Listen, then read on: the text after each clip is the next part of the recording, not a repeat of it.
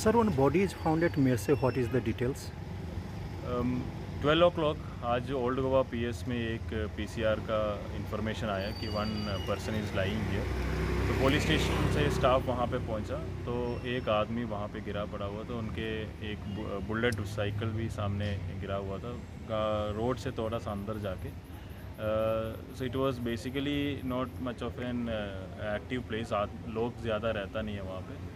तो हम लोगों ने उनको चेक किया तो पता चला बॉडी में काफ़ी शार्प इंजरीज़ है। फिर आइडेंटिफाई करने की कोशिश की तो फिर पता चला ये विशाल एलियास नारायण गोलतकर है, मर्सी का रहने वाला, 35 ईयर्स एज का है।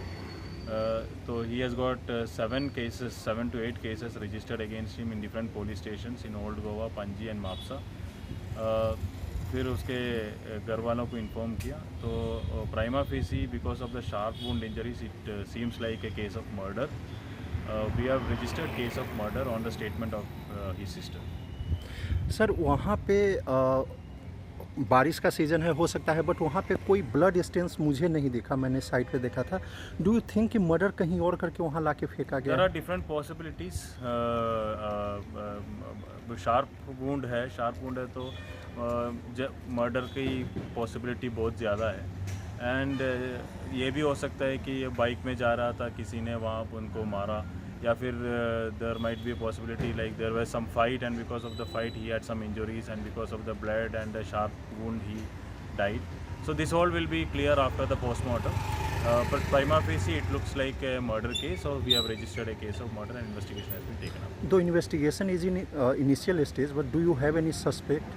This person has got lot of cases registered against him, so he looks like there are a lot of people